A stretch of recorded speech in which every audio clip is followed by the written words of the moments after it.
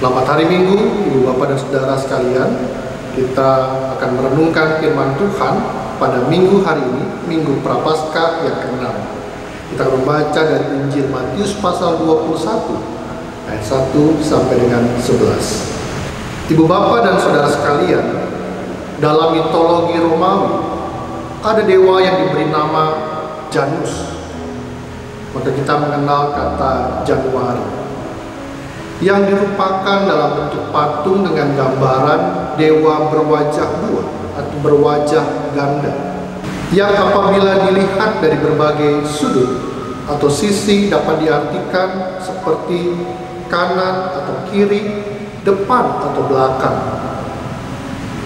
Janus juga dianggap sebagai dewa waktu, sehingga wajahnya dianggap yang satu memandang ke masa lalu, satunya lagi memandang ke masa depan.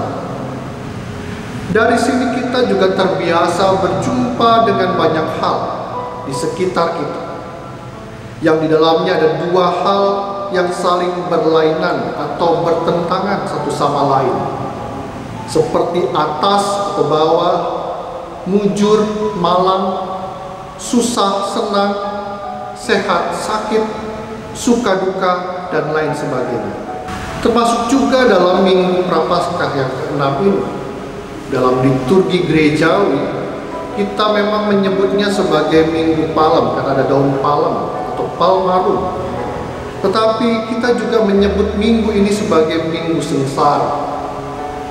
Maka dalam penghayatan pada minggu ini, kita diperhadapkan dua wajah suasana liturgis, yaitu pertama ada seruan sukacita penuh pengharapan seperti dalam pembacaan Alkitab saat ini, Matius 21 ayat 1 sampai 11. Itu tentang Tuhan Yesus yang melulukan ketika memasuki kota Yerusalem.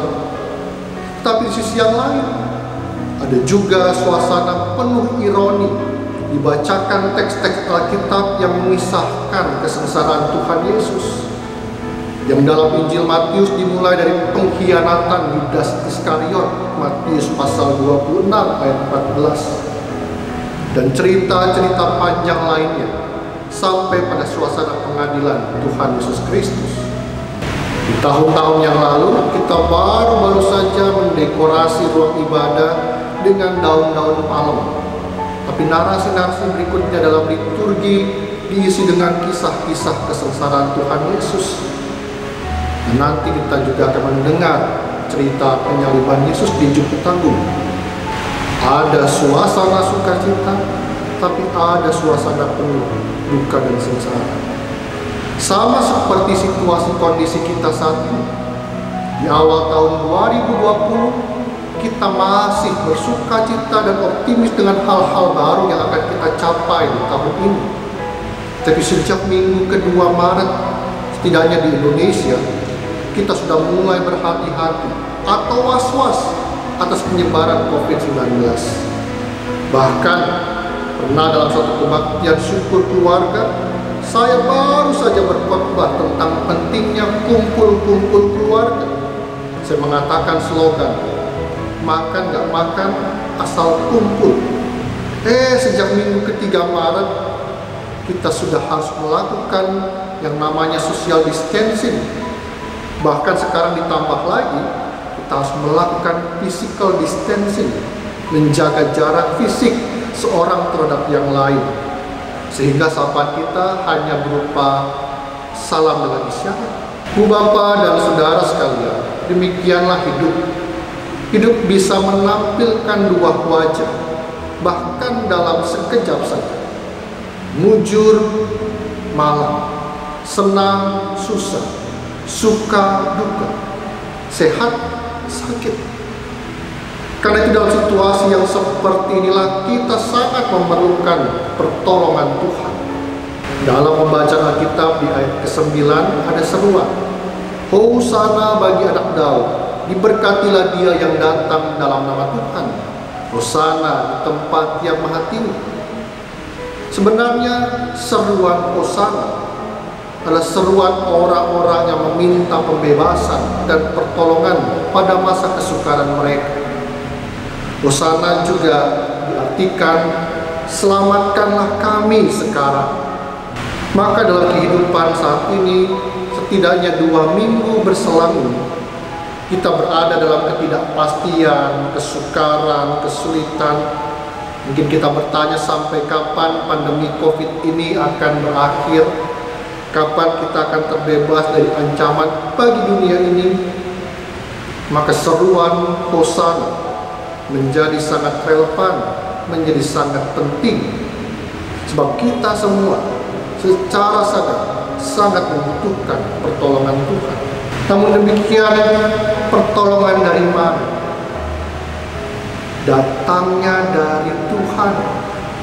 Pertolongan itu datang dari tempat yang maha tinggi. Lalu apa yang dapat kita renungkan pada Minggu Palmarum? Ada 3 hal sebagai bentuk refleksi kita. Pertama, kita perlu memahami bahwa latar kehidupan terkadang memiliki 2 wajah, bahkan bisa lebih. Susah, senang, sedih, gembira, suka, duka, bahkan sehat, sakit. Tetapi memang demikianlah hidup dari dahulu sampai sekarang, memang begitu. Perhatikanlah catatan sejarah manusia melewati banyak masa, yang sulit, yang senang, yang susah, yang mudah. Tetapi latar yang seperti itu yang perlu kita respons dengan sikap yang bijaksana. Justru kita perlu menjalaninya. Kita tidak bisa pilih-pilih, kita tidak bisa melarikan diri, kita tidak bisa mengabaikannya. Yang penting hidup yang seperti itu dengan latar yang seperti itu, kita mesti menjalaninya. Karena yang kedua, hidup dengan latar yang seperti itu pasti akan selalu ada. Karena itu jangan kita menambah kesengsaraan dalam hidup ini, yaitu ketika ada andil kita sendiri dalam kesengsaraan orang lain dan sesama.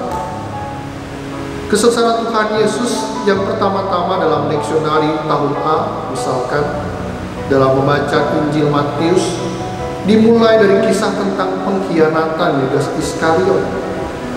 Bapak Ibu dan Saudara, pengkhianatan yaitu perbuatan yang tidak setia pada janji.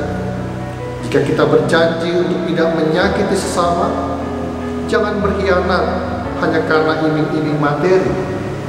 Jika kita berjanji untuk meminimalkan penyebaran COVID-19, setialah pada pola hidup baru yang saat ini sedang kita upayakan, dengan menahan diri dan beraktivitas di rumah, setia menjaga kesehatan, tidak menimbun barang-barang kebutuhan pokok dan alat-alat medis, dan lain sebagainya. Dan yang ketiga, pertolongan itu pasti datang. Sama seperti cerita di Italia, menjadi yang terbesar jumlah kasus penyebaran COVID-19 di Eropa. Ketika mereka sudah putus asa, ada juga bantuan datang dari negeri Tiongkok, maka kemudian Kuba dan negara-negara lainnya. Sama seperti kita semua dan dunia ini, maka pertolongan itu pasti akan datang. Pertolongan itu pasti ada. Karena itu ketika Tuhan datang, Ia memberi pertolongan dengan cara yang lembut dan sederhana. Lihat, Dia datang sebagai Raja dengan mengenakan keledai, betina, dan bersama anak. Sangat sederhana. Nah, agar kita demikian juga memandang Tuhan, bahwa Tuhan mendatangkan pertolongannya dengan hal-hal sederhana. Dan karena itu berikanlah pertolongan juga kepada yang lain, bagi siapapun. Dan kita pun juga siap menerima pertolongan dari siapapun dengan hal-hal yang lembut, yang sederhana, yang sehari-hari kita jumpai. Dan begitu kita akan selamat dan dibebaskan. Usialah Tuhan menjaga kita semua, selamat menyongsong Jumat Agung dan Paskah. Tuhan memberkati dan melindungi kita. Amin.